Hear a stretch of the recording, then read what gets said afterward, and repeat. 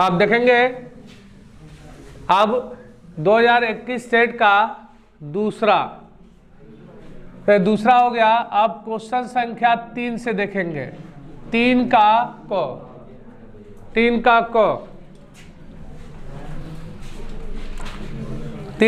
का क इसमें लिखो, निम्नलिखित में आप कैसे विभेद करेंगे? निम्नलिखित में आप कैसे विभेद करेंगे?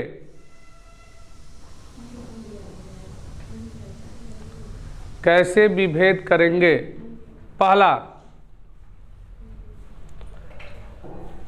षष्ठकोणीय निविड़ संकुलन तथा घनी निविड़ संकुलन।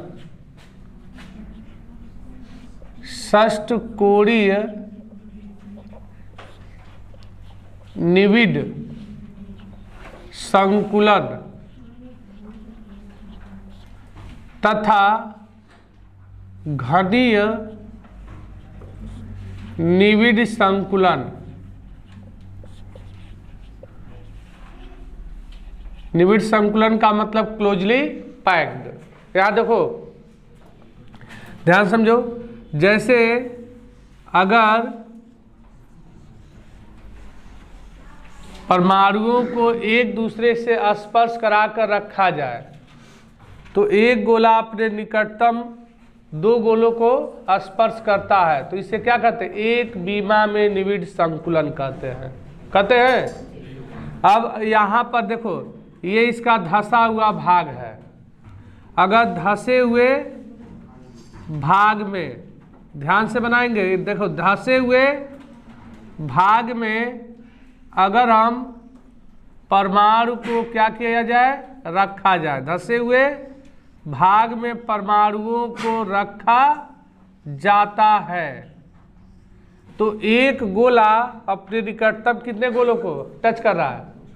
1 2 3 4 5 6 गोलों को स्पर्श करता है।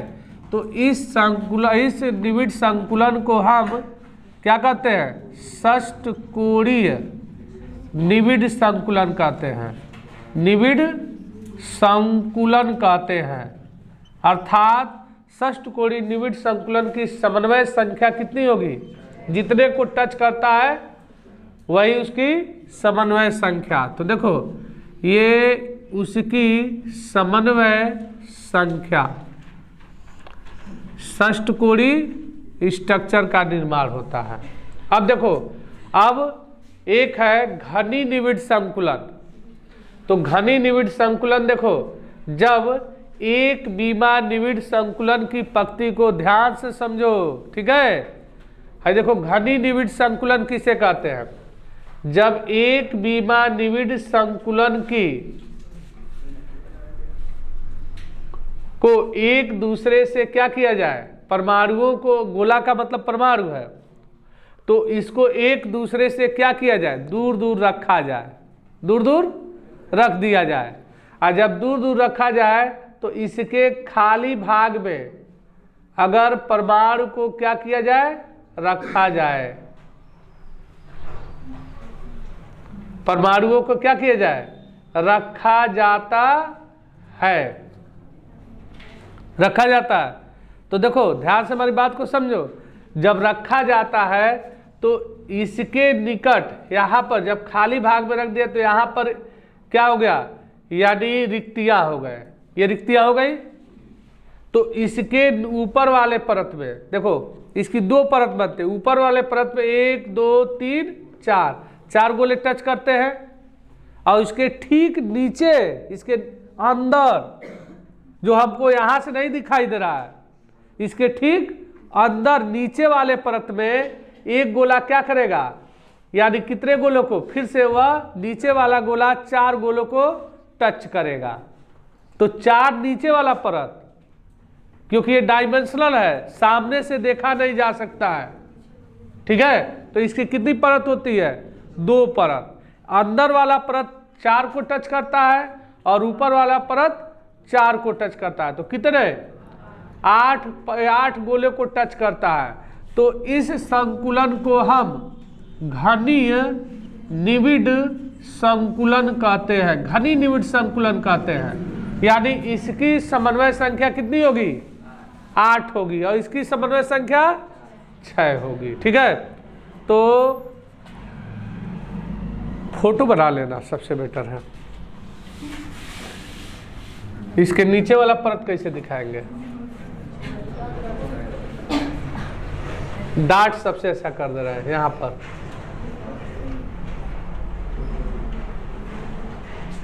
यहाँ डाट डाट दर्शा दे रहा यहीं पे। ठीक है, ये कितने परत हो जाएंगे? 2 परत। फिगर बना दोगे तो फिगर सबसे आपका टाडी का काम करता है एग्जाम में।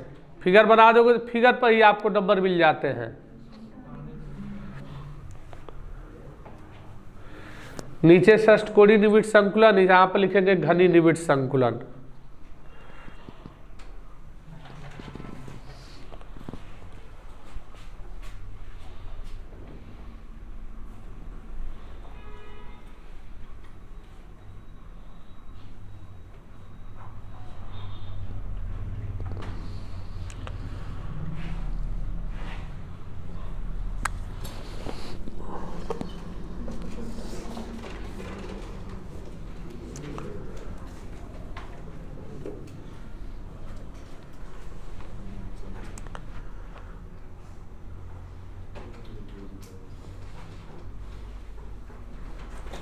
हो गया।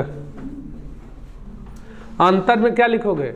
कहेंगे षष्ठकोणीय निविड संकुलन की समन्वय संख्या 6, जबकि घनी निविड संकुलन में नीचे का एक परत और ऊपर का एक परत, यानी एक गोला 8 गोलों को टच करता है, अतः इसकी समन्वय संख्या 8 होती है। दोनों में अंतर हो गया।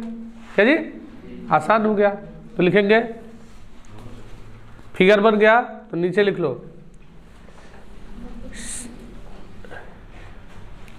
इसको षष्ठकोणीय निविड संकुलन को कहते हैं HCP भी कहते हैं, हेक्सागोनल क्लोज पैकिंग कहते हैं ना। तो लिखेंगे HCP की समन्वय संख्या 6 होती है।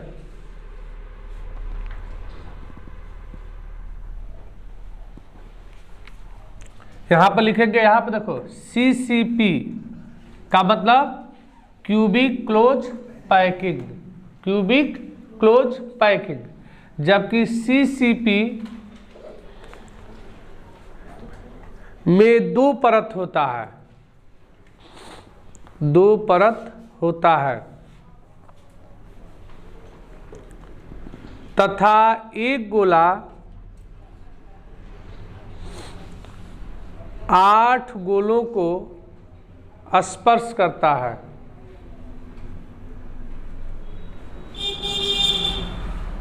स्पर्श करता है, अतः इसकी समन्वय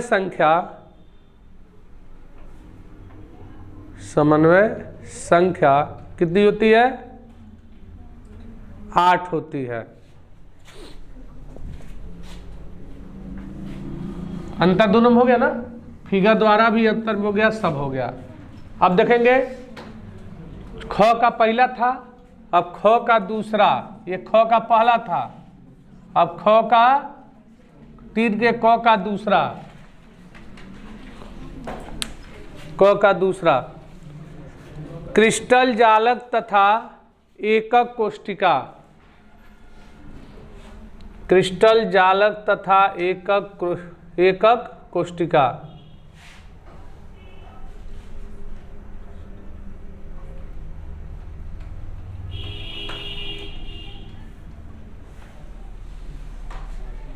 सुनो,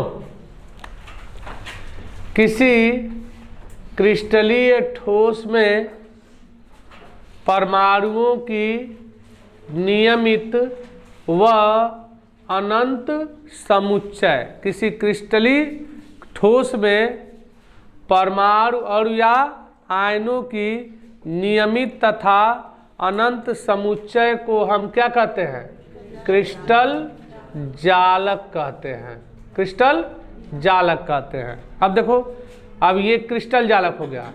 अब एक क्रिस्टल जालक है, तो यदि क्रिस्टल जालक की बार बार क्या किया जाए, पुनरावृत्ति किया जाए, तो बार बार पुनरावृत्ति किया जाए, तो देखो एक क्रिस्टल जालक पर दूसरे क्रिस्टल जालक को क्या किया जाएगा, पुनरावृत्ति कर दिया गया।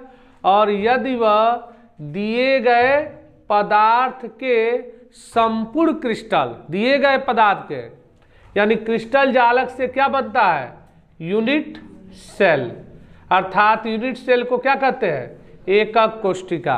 तो यदि किसी क्रिस्टल जालक की बार बार पुनरावृत्ति करने पर वह दिए गए पदार्थ के संपूर्ण क्रिस्टल का निर्माण करता है, तो उसे हम क्या कहते हैं, यूनिट सेल कहते हैं। तो ये यूनिट सेल हो गया और यह क्या हो गया, क्रिस्टल जालक। दोनों में अंतर हो गया ना, तो लिखेंगे, दोनों का फिगर नीचे बना लेंगे। तो लिखेंगे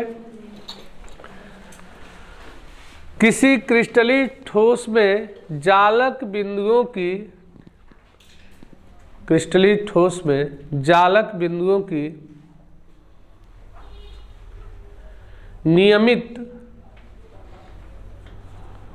जालक बिंदुओं की नियमित व अनंत समुच्चय, नियमित व अनंत समुच्चय को क्रिस्टल जालक कहते हैं। नियमित व अनंत समुच्चय को क्रिस्टल जालक कहते हैं।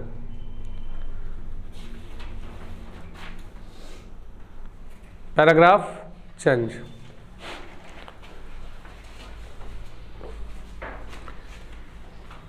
आप किसका परिभाषा लिखेंगे, यूनिट सेल का। तो पैराग्राफ चेंज कर लो। क्रिस्टल जालक की वह सूक्ष्मतम इकाई,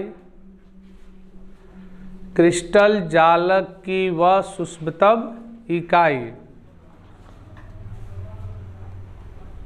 वह सूक्ष्मतम इकाई जिसकी बार बार पुनरावृत्ति करने पर, जिसकी बार बार पुनरावृत्ति करने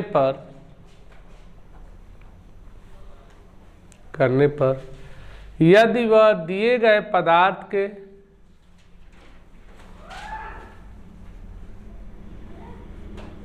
करने पर यदि वह दिए गए पदार्थ के संपूर्ण क्रिस्टल का निर्माण करते हैं,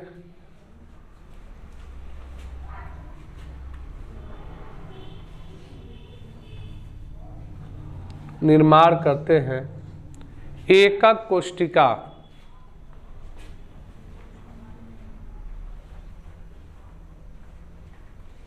एकक कोशिका, इसी को क्या कहते हैं, यूनिट सेल कहते हैं।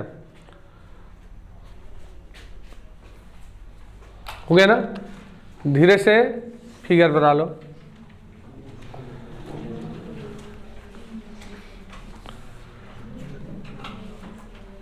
इसको क्रिस्टल जालक, इसको यूनिट सेल। कोई दिक्कत? आवश्यकता पड़े तो देखो परिभाषा के बाद अगर फिगर आप जानते हो तो बना दीजिए, ठीक है। आपको आधा नंबर भी कटने की संभावना तब नहीं रहता है, निश्चित पूरा नंबर मिलेगा।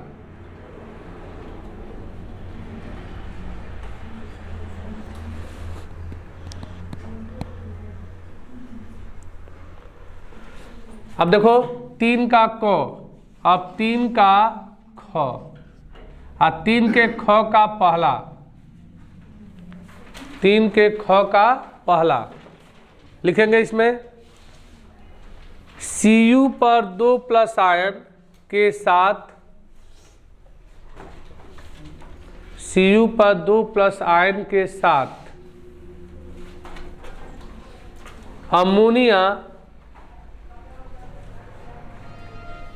अमोनिया की क्रिया से क्या प्राप्त होता है, क्रिया से क्या प्राप्त होता है।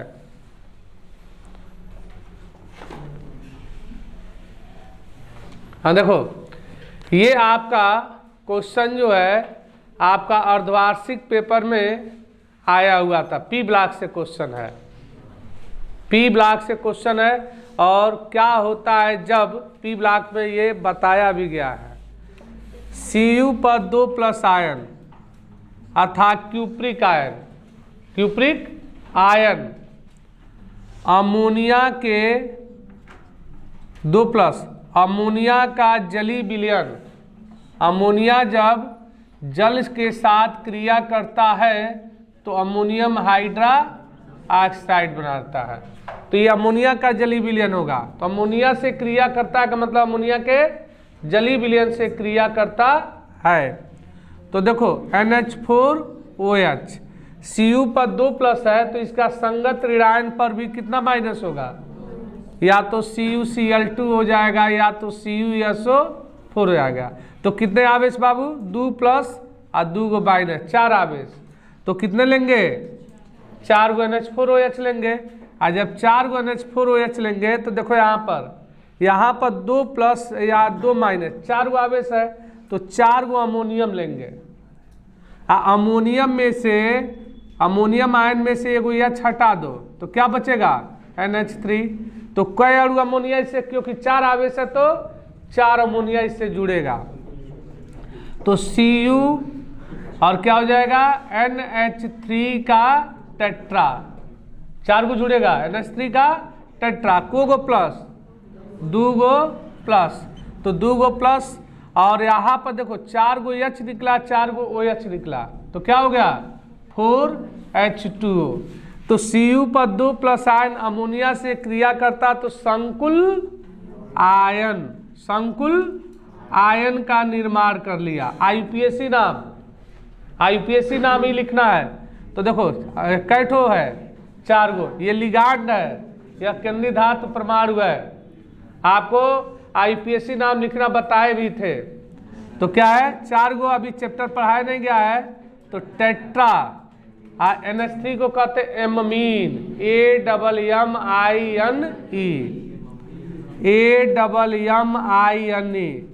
टेट्रा एममीन। धनावेशित है तो इसको केवल क्या लिखेंगे, कापर। अगर यही ऋणावेशित होता तो लिखते क्यूप्रेट, ठीक है। तो CuPER, कापर। और इसकी अगर ऑक्सीकरण संख्या निकाला जाए तो 2+ है, तो 2+ है तो सेकेंड, और यहाँ पर आयन। तो IUPAC नाम टेट्रा एममीन कापर सेकेंड आयन। और IUPAC नाम को सदैव छोटका लेटर से लिखते हैं और साथ में सटा के लिखते हैं, बीच में तनको गैप नहीं छोड़ते हैं, ठीक है। तो लिख लो, हो गया पहले का आंसर, हाँ हो गया। अमोनिया, क्यूप्रिक आयन अमोनिया से क्रिया करता है तो क्या बनाता है, टेट्राएमीन कापर सेकंड आयन बनाता है, ठीक है। और अर्धवार्षिक में 4 ठो आया था आपका क्वेश्चन IUPAC नाम लिखने के लिए। आसान है, बहुत आसान है। शायद यह आया भी था का, यह नहीं आया था, यह MnH2O का टेट्रा पर 2 प्लस था, शायद एक आयन वाला आया था। बनेगा, बिना जली विलयन का बनने नहीं करेगा, नहीं करा तब हम जली विलयन लेंगे। अगला सेकंड, 3 के ख का दूसरा, 3 के ख का दूसरा क्वेश्चन, दूसरा लिखेंगे, उत्कृष्ट गैस क्या है, उत्कृष्ट गैस क्या है, इसके नाम लिखिए, इसके नाम लिखिए। हाँ सुनो इधर देखो, उत्कृष्ट गैस वह गैस जो साधारण ताप पर गैस और रासायनिक रूप से निष्क्रिय होता है, यानी किसी अन्य तत्वों से कोई क्रिया नहीं करता है, तो ऐसे तत्व को हम उत्कृष्ट गैस तत्व कहते हैं। और 0 वर्ग के तत्व हीलियम, नियान, आर्गन, क्रिप्टान, जिनान और रेडान को क्या कहते हैं? उत्कृष्ट गैस कहते हैं। तो लिखेंगे वह गैस जो साधारण ताप पर, चाहे वह तत्व जो साधारण ताप पर गैस तथा रासायनिक रूप से निष्क्रिय होते हैं, रासायनिक रूप से निष्क्रिय होते हैं, उसे क्या कहते हैं? उत्कृष्ट गैस तत्व कहते हैं।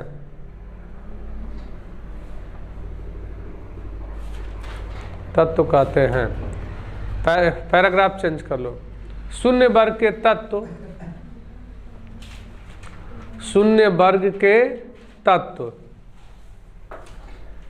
हीलियम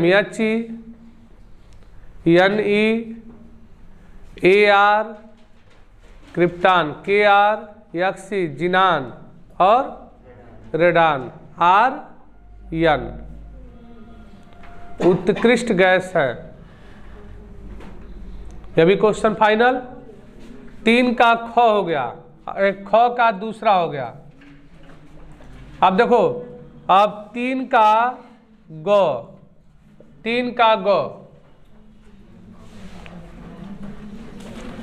ग लिखेंगे। एक दंतुक तथा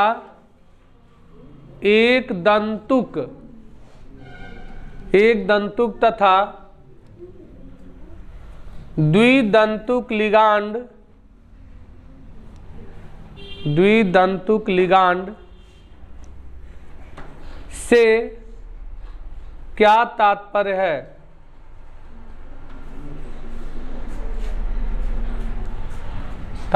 है? उदाहरण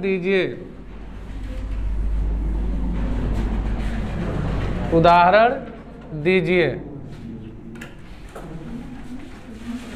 हाँ देखो, एक दंतुक लिगांड तथा द्विदंतुक लिगांड किसे कहते हैं? उदाहरण दीजिए। देखो यहाँ पर पहले लिखेंगे एक दंतुक लिगांड, लिख लेंगे एक दंतुक लिगैंड,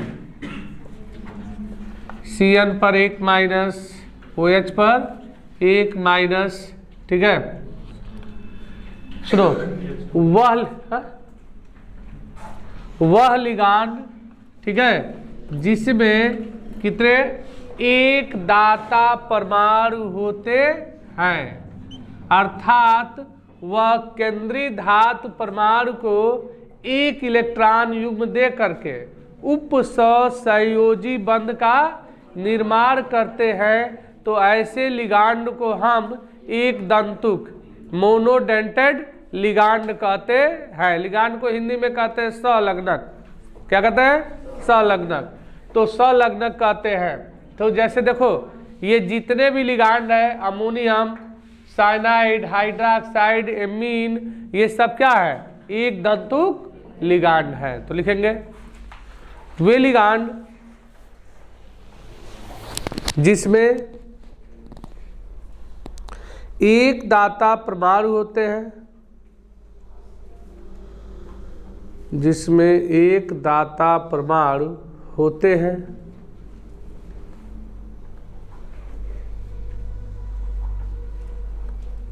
तथा वे केंद्रीय धातु परमाणु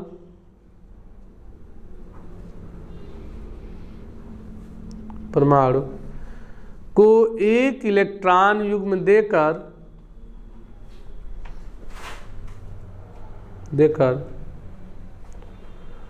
उपसहसंयोजक बंध बनाते हैं,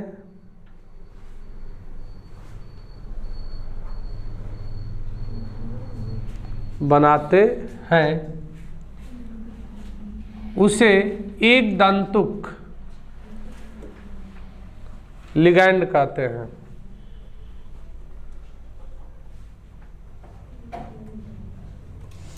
एग्जाम्पल में लिख लो।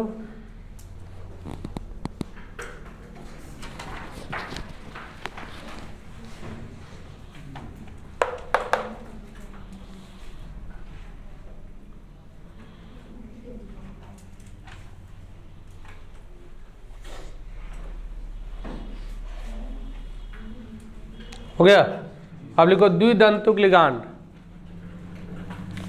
देखो एथिलीन डाइएमीन, यहाँ देखो NH2, ठीक है, CH2 CH2 NH2, इसके पास एक इलेक्ट्रॉन युग्म है, इसके पास एक इलेक्ट्रॉन है। इसको कहते एथिलीन डाइएमीन। इसको शॉर्ट काट में लिखते हैं EN। तो वह लिगांड जिसमें कितने 2 दाता परमाणु होते हैं और वह केंद्रीय धातु परमाणु के साथ 2 उप सहसंयोजक बंध बनाते हैं तो उसको द्विदंतुर लिगांड कहते हैं। तो एथिलीन डाइएमीन क्या है? द्विदंतुर लिगांड है। तो लिखेंगे वे लिगांड जिसमें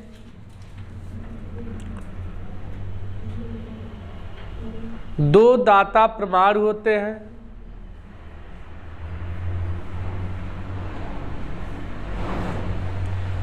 तथा केंद्रीय परमाणु से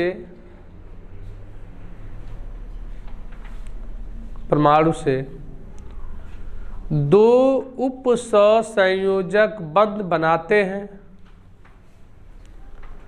2 उप सहसंयोजक बंध बनाते हैं उसे द्विदंतुर लिगांड कहते हैं।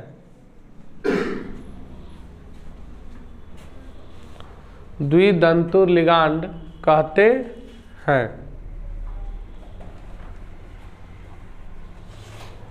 एग्जाम्पल लिखेंगे ethylene diamine. Ethylene diamine structure लिखकर नाम लिख करके कोष्टक में लिख लेंगे।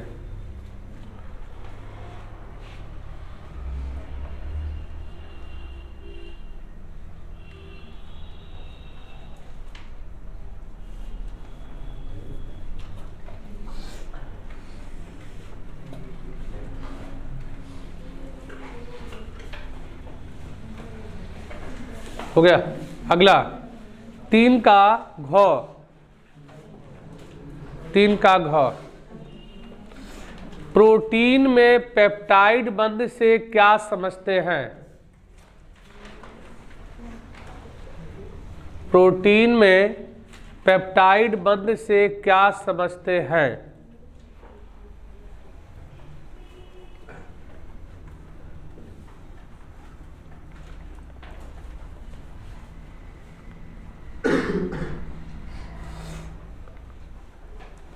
बंध से क्या समझते हैं? सुनो, 3 का घ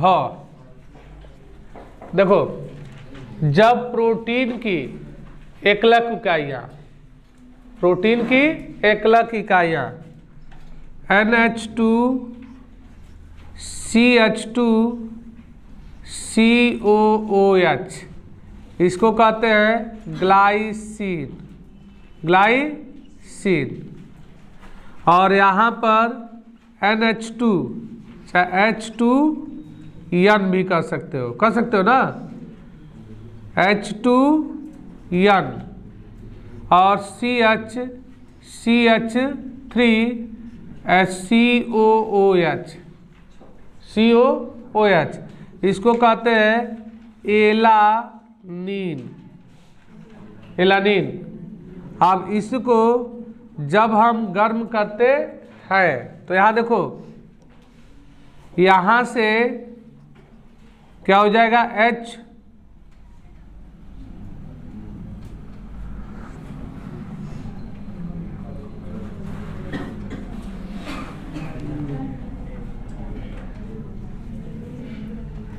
यहाँ से OH। इसको देखो, इसको लिख सकते हैं NH इंटू H, इस टाइप में लिख सकते हो।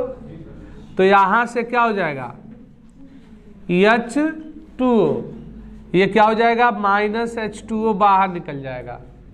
जब H2O बाहर निकल जाएगा तो देखो NH2CH2CO और यहाँ क्या बचा NH, तो CONH, ठीक है। और यहाँ पर CH3 और COOH, इसको कहते हैं ग्लाइसिन एनालिन, एनालिन कहते हैं, एनालिन। अब यहाँ देखो इसी को क्या कहते हैं प्रोटीन कहते हैं, इसी को क्या कहते हैं प्रोटीन। तो जब प्रोटीन की एकलक इकाइयाँ क्या होती है एमीन अणु होता है, क्या होता है एमीन अणु होता है। और जब एमीन के अणु एक दूसरे से देखो CONH बंध के द्वारा जुड़े होते हैं, तो इस CONH बंध को हम यहाँ पर लिख लेंगे, इस CONH बंध को हम पेप्टाइड बंध कहते हैं, ठीक है। तो जब प्रोटीन की एकलक इकाइयाँ कोष्टक में लिखेंगे एमीन,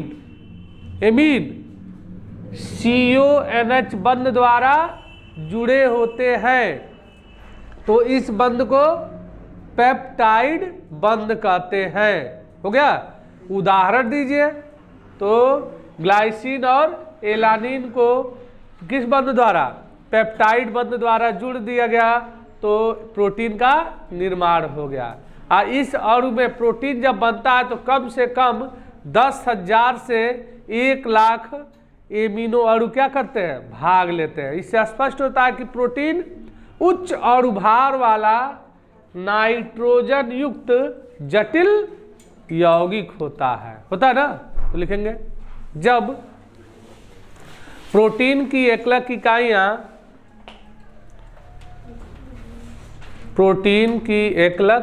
इकाइयाँ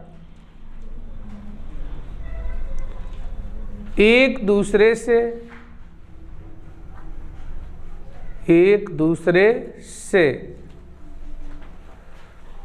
यहाँ पर लिखो कोष्टक में इस तरह CONH एक संयोजकता फ्री CONH बंध द्वारा जुड़े होते हैं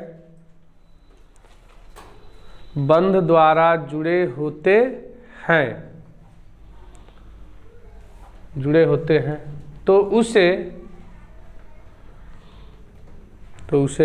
पेप्टाइड बंध कहते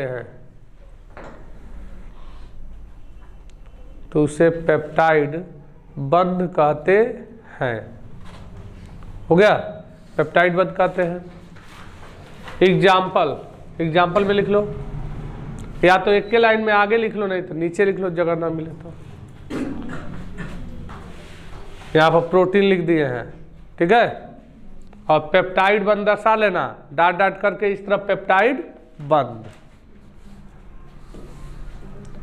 एक जैव अणु चैप्टर है, उसमें है प्रोटीन के बारे में, और आप क्लास 11 में पढ़ लिए हो बायोलॉजी में। पढ़ाने की आवश्यकता नहीं है।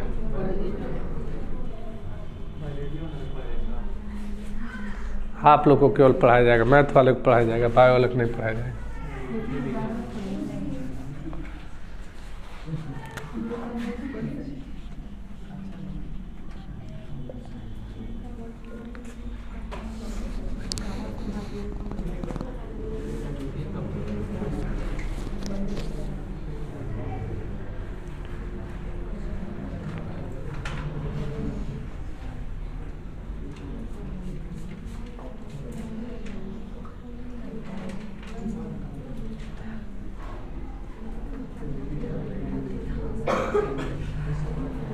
हो गया। अब लिखो 4 का क, 4 का क, 4 का क लिखिए। सांद्रता के साथ चालकता तथा मोलर चालकता में परिवर्तन की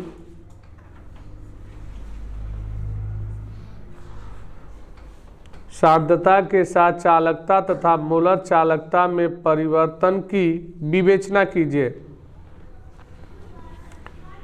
परिवर्तन की विवेचना कीजिए।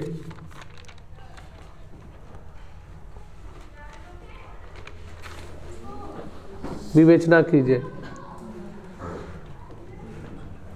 उसी में दिया है क्वेश्चन में 0.000241 0.00241 कैपिटल एम, कैपिटल एल का मतलब मोलरता।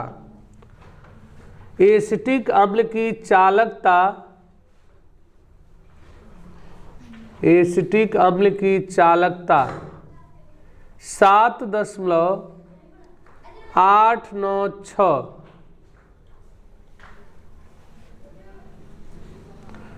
चालकता नहीं दिया है, विशिष्ट चालकता कर लीजिएगा। विशिष्ट चालकता, विशिष्ट चालकता 7.896 गुणे 10⁻⁻5 सीमेंस सेंटीमीटर स्क्वायर प्रति मोल है। चाहे सीमेंस प्रति सेंटीमीटर है, तो इसकी मोलर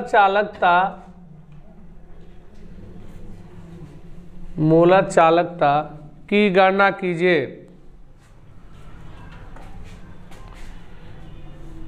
की गणना कीजिए।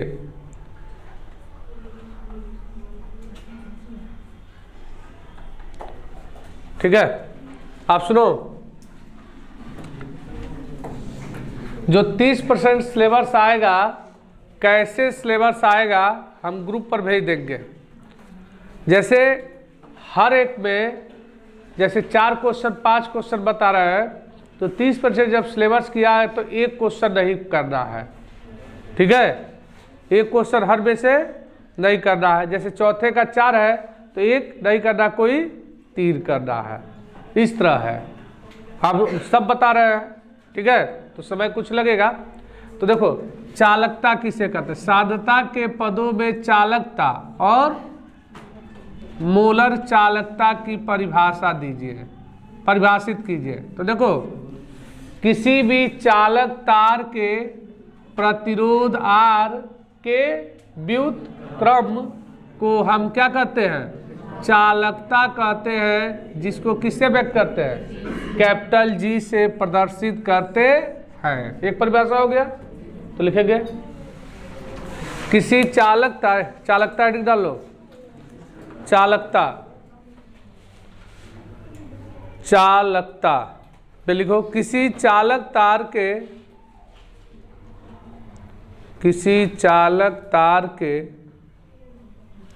प्रतिरोध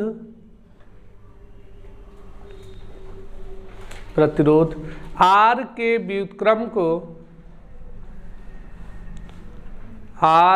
व्युत्क्रम को चालकता कैपिटल G कहते हैं।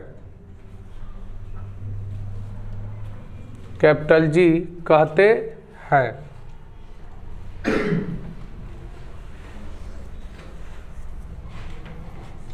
लिख लेंगे फार्मूला।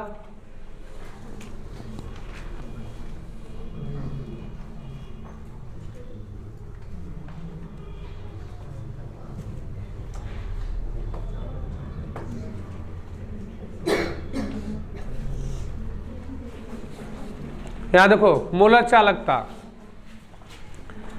किसी विद्युत अपघट्य के एक मोल को, मोलर चालकता की परिभाषा है। देखो, एकदम आसान परिभाषा हम सब आपको दे रहे हैं।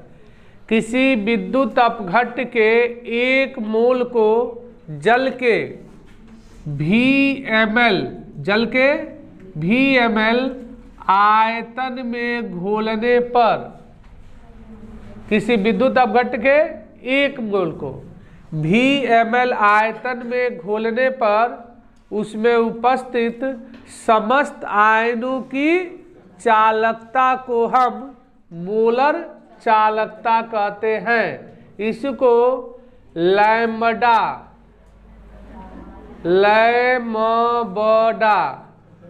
लैम्बडा नहीं, लैम्बडा, इसका ये सिंबल है, ये लैम्बडा का सिंबल है।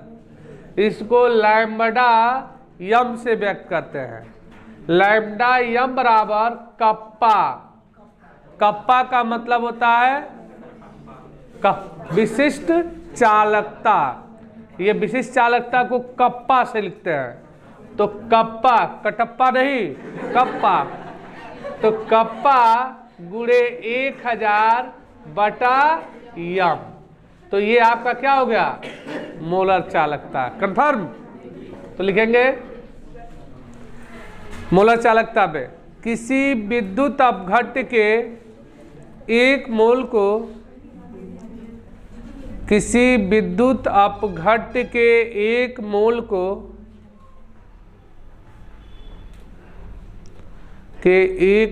को जल के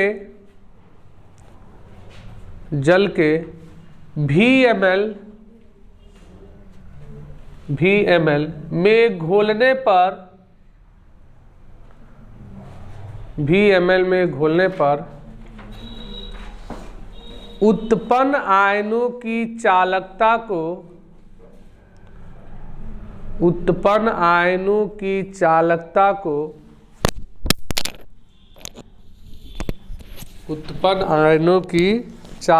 को मोलर चालकता कहते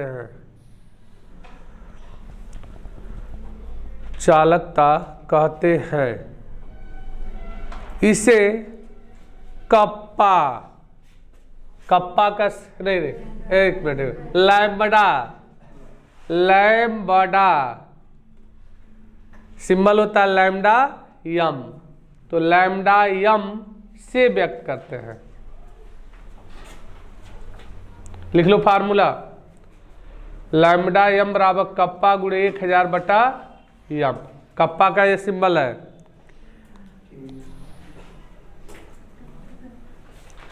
तो कह रहा सांद्रता के पदों में चालकता तथा मोलर चालकता को परिभाषित कीजिए। और आगे देखो दिया है, पढ़िए क्वेश्चन।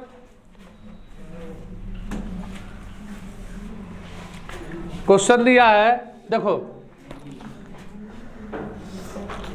इतना यम का मतलब क्या होता है? मोलरता। ठीक है जी। यहां देखो यम का मतलब होता है मोलरता। तो मोलरता यम बराबर दिया है कितना? 0.0024 यम 1 यम दिया है। और इसी की क्या दिया है? विशिष्ट चालकता। विशिष्ट चालकता को कप्पा से। तो विशिष्ट चालकता कप्पा बराबर दिया है 7.896 गुणे 10⁻⁻5 सीमेंस सेंटीमीटर इनवर्स है। तो इसकी क्या निकालना है? मोलर चालकता। लैम्बडा यम बराबर क्या? तो फार्मूला क्या होना चाहिए? याद होना चाहिए, अभी जस्ट बताया है। लैम्बडा यम बराबर कप्पा गुणे 1000 बटा, तुल्यांक चालकता होता है तो लैम्बडा EQ कप्पा गुणे 1000 बटा यन होता है, नॉर्मलता होता है। तो क्या हो जाएगा? कप्पा का मान 7.896 गुणे 10⁻⁻5 गुणे 1000। अब बटा यम का मान है 0.00241। तो देखो यहाँ पर, तो ये 3 जीरो घट जाएगा 7.896 और 3 घट जाएगा तो 10⁻⁻2 और दशमलव स्थान आगे चले जाओ 2.41 1 2 3 तो 10⁻⁻3 ऊपर जाएगा तो +3 और घट जाएगा तो कितना हो जाएगा? 2 78.96 आप बटा 2.41 भाग दीजिए।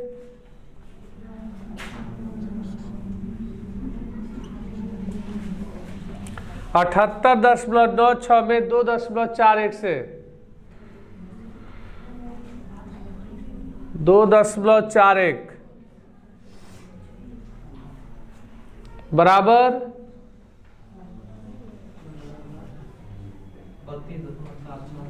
32.76 मात्रक होता है सीमेंस सेंटीमीटर स्क्वायर प्रति मोल। ये आपका आंसर। आसान है।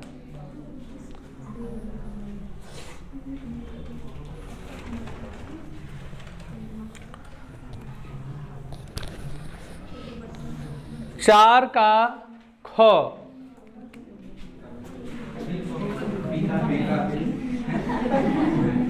चार का ख बी कापी बाद में लीजिएगा, पहले ए कापी में काम चलाइए तब बी कापी। हाँ लिखेंगे 4 का ख भौतिक अधिशोषण तथा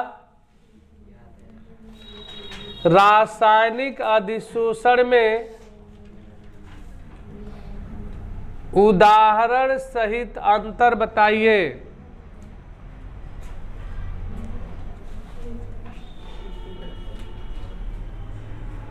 उदाहरण सहित अंतर बताइए।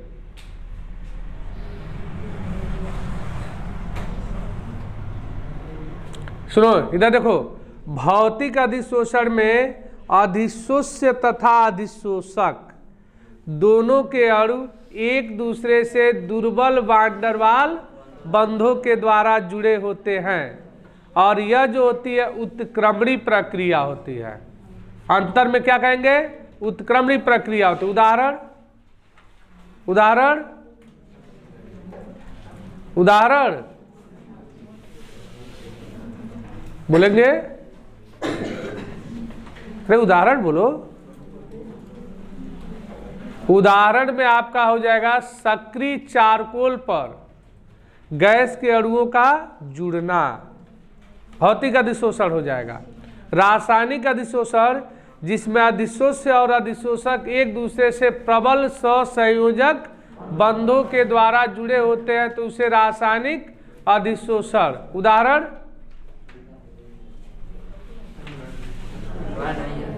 नहीं बताएंगे?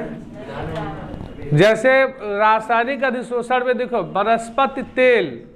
वनस्पति तेल का हाइड्रोजनीकरण रासायनिक अभिक्रिया, तो ये उदाहरण हो गया। तो लिखेंगे भौतिक अधिशोषण में हेडिंग डाल लेंगे भौतिक अधिशोषण। भौतिक अधिशोषण इसमें लिखेंगे जब अधिशोष्य तथा अधिशोषक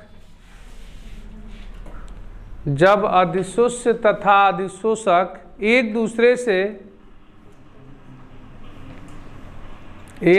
से दुर्बल वान-डेर वाल बंधों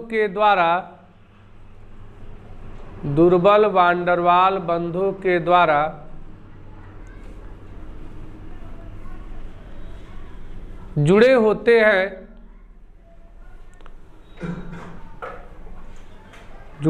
हैं भौतिक अधिशोषण कहलाता है। भौतिक अधिशोषण कहलाता है।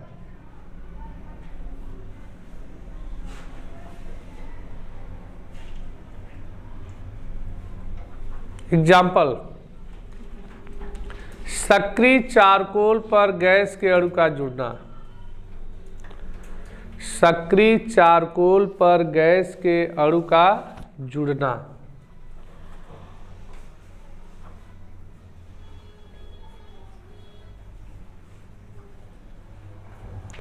अब रासायनिक अधिशोषण। रासायनिक अधिशोषण इसमें लिखेंगे जब अधिशोष्य तथा अधिशोषक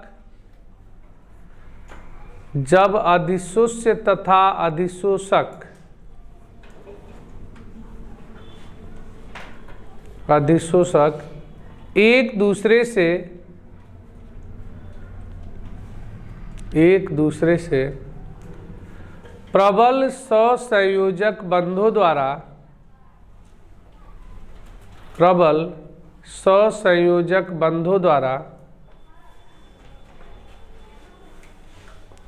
द्वारा जुड़े होते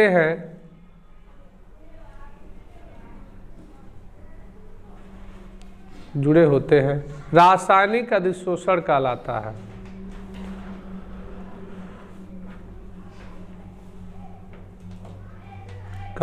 है। एग्जाम्पल, वनस्पति तेलों का हाइड्रोजनीकरण।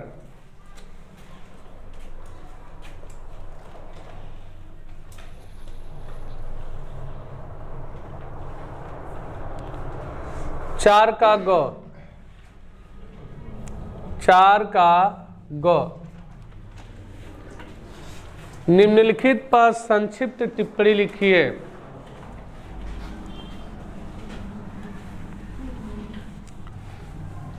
चार का ग निम्नलिखित पर संक्षिप्त टिप्पणी लिखिए।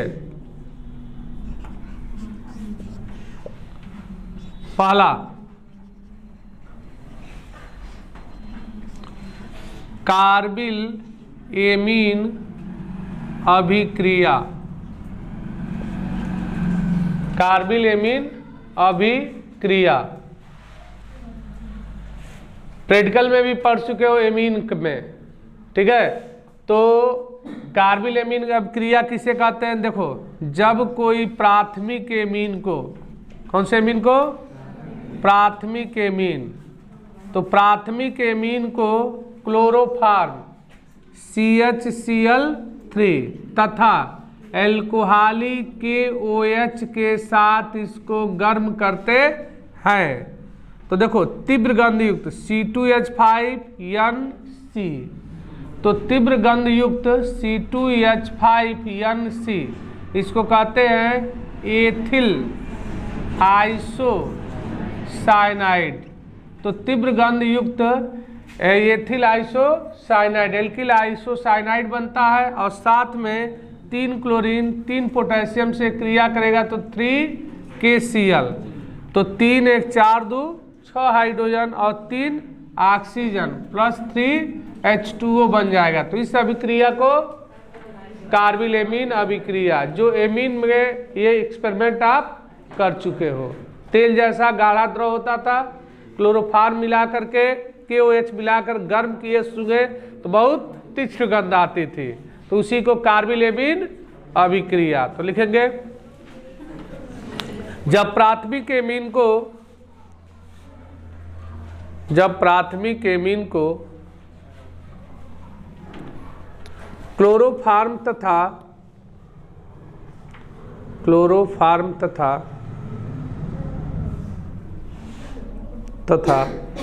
एल्कोहली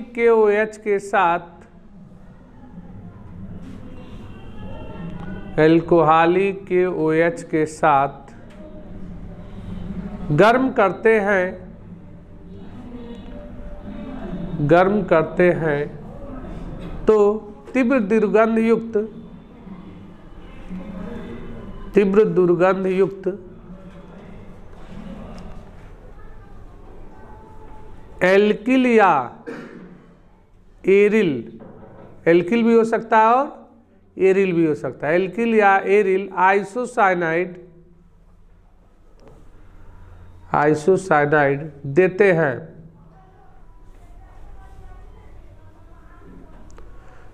हैं कार्बिल एमीन अभिक्रिया कहलाता है।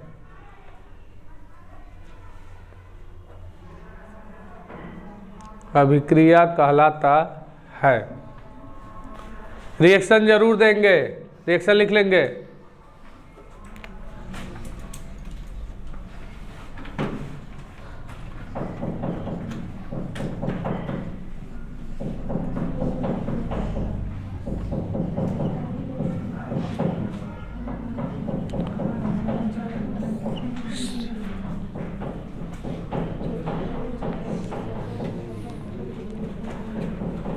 सेकंड है 4 के गौ का दूसरा, डाई एजोटीकरण अभिक्रिया, डाई एजोटीकरण अभिक्रिया,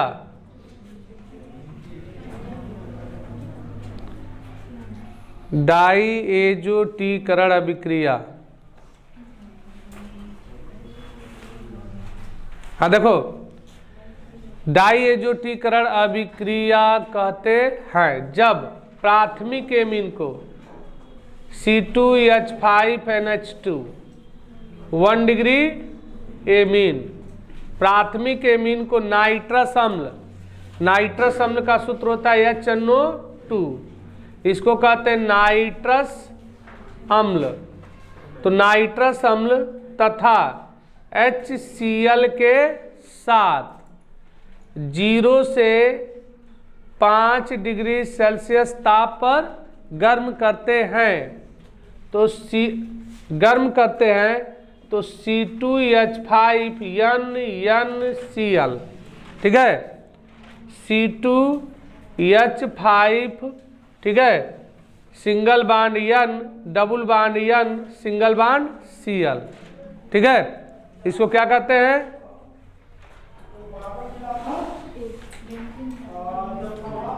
तो यहां पर तब बेंजीन लिख लीजिए C6H5, तो C6H5, तो इसको कहते हैं बेंजीन डाइजोनियम, डाइजोनियम। तो बेंजीन डाइजोनियम क्लोराइड का निर्माण हो जाता है, और हाइड्रोजन देखो 2 1 3 1 4 हाइड्रोजन और 2 ऑक्सीजन 2H2O का निर्माण हो गया। तो इस अभिक्रिया को डाई एजोटीकरण अभिक्रिया कहते हैं। कंफर्म हो गया? तो लिखेंगे जब प्राथमिक एमीन को नाइट्रस अम्ल तथा HCl के साथ 0 से 5 डिग्री सेल्सियस ताप पर गर्म करते हैं तो डाइजोनियम लवण का निर्माण होता है, डाइजोनियम लवण का निर्माण होता है।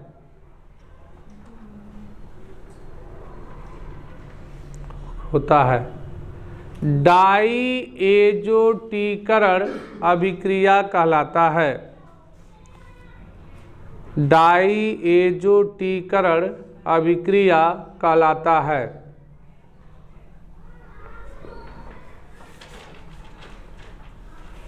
रिएक्शन लिख लेंगे नीचे वाला।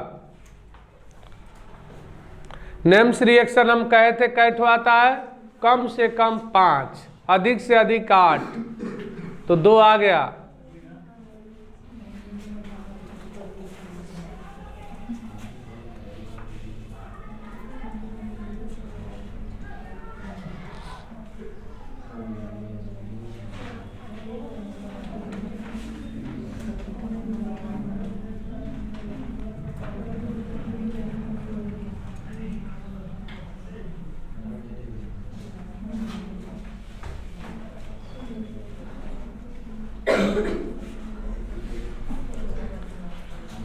अब देखेंगे 4 का घ, 4 का घ।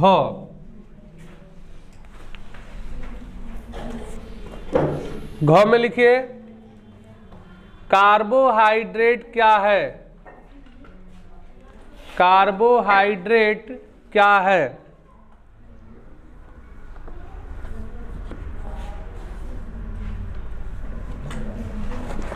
ग्लूकोज से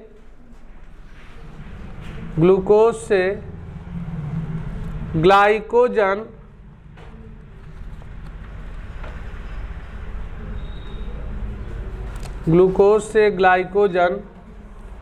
कैसे बनता है, समीकरण दीजिए।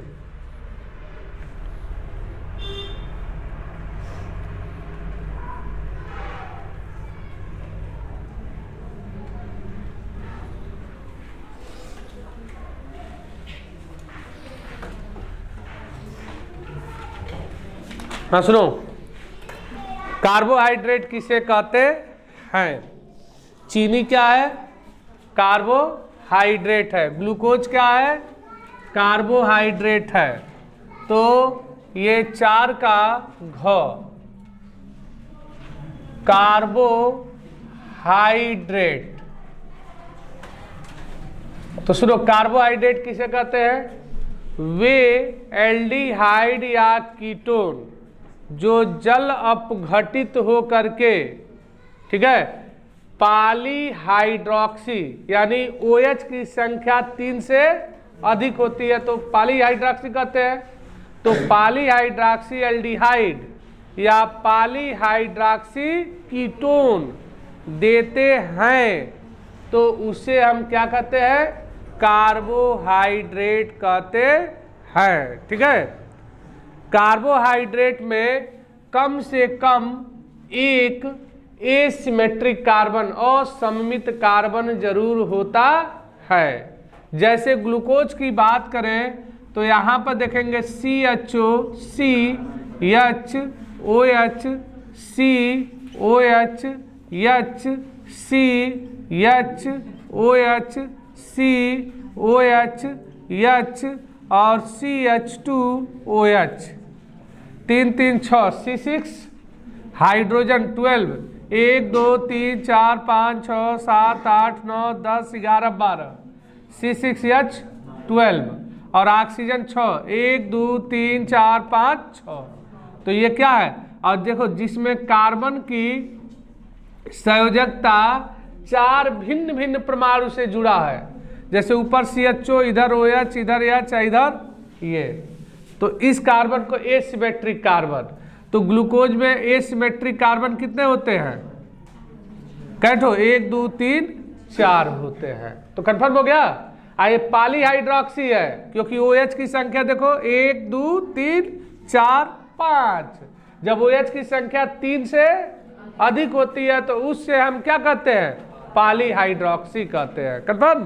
तो लिखेंगे वे एल्डिहाइड तथा कीटोन, वे एल्डिहाइड तथा कीटोन जो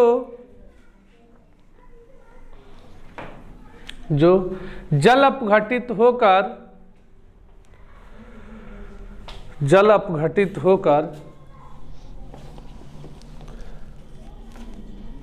होकर पॉलीहाइड्रोक्सी एल्डिहाइड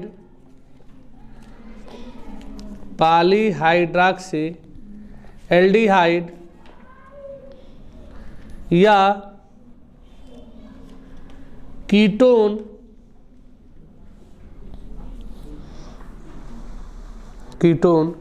का निर्माण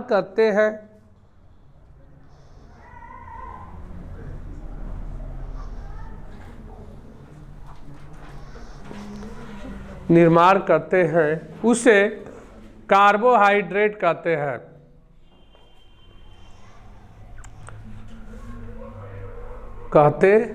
हैं। एग्जाम्पल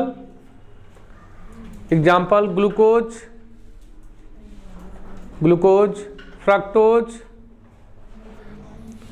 डेक्सट्रोज इत्यादि ETC। अब क्या करा जी? उसी क्वेश्चन में एक और क्वेश्चन पूछा है। ग्लूकोज से ग्लूकोज से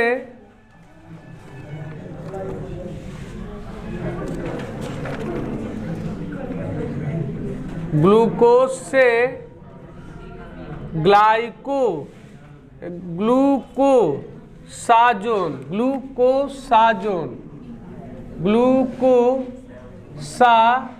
ग्लाइकोजन नहीं, ग्लूकोज से ग्लूकोसाजोन कैसे बनाते हैं? सही कर लेना। ग्लूकोसाजोन कैसे बनाते हैं।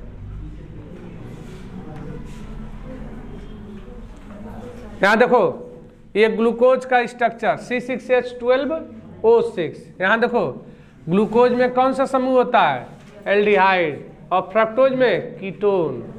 तो CHO और CHOH और यहाँ पर CH2OH नहीं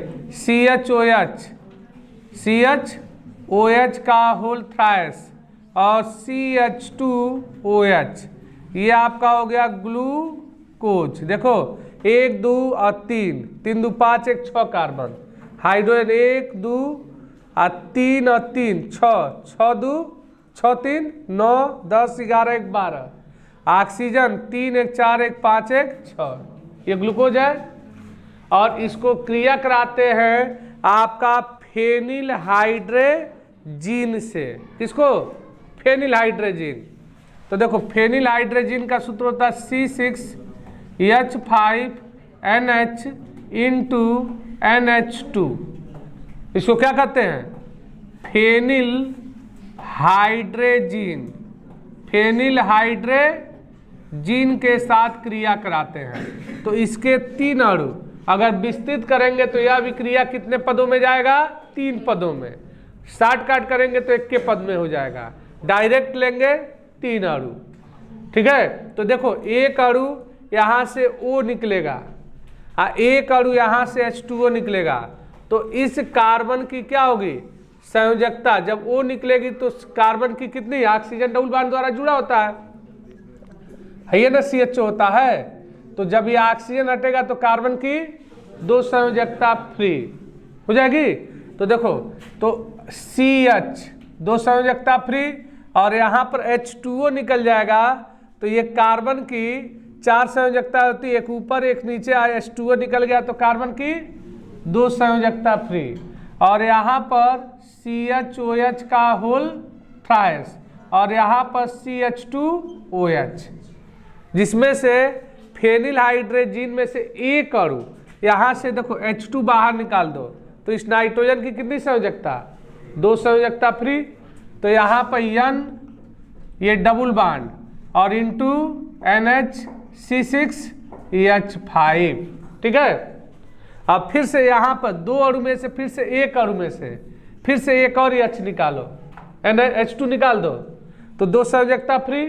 तो यहाँ पर N इंटू NH(C6H5), ठीक है। अब प्लस 2 अणु में से एक अणु और बचा, तो एक अणु जो बनेगा वह C6H5। तो यहाँ पर C6H5NH2, तो तीसरा अणु हो गया। अब प्लस आपका हो जाएगा यानी अमोनिया, प्लस अमोनिया, अब प्लस H2O क्या हो जाएगा, बाहर निकल जाएगा। तो इस यौगिक को हम कहते हैं ग्लूकोसाजोन। तो ग्लूकोसाजोन का निर्माण, यानी ग्लूकोज किसमें बदल गया, ग्लूकोसाजोन। किससे क्रिया कराए, फेनिल हाइड्रेजीन का सूत्र C6H5NH इंटू NH2। कंफर्म लिख लेंगे।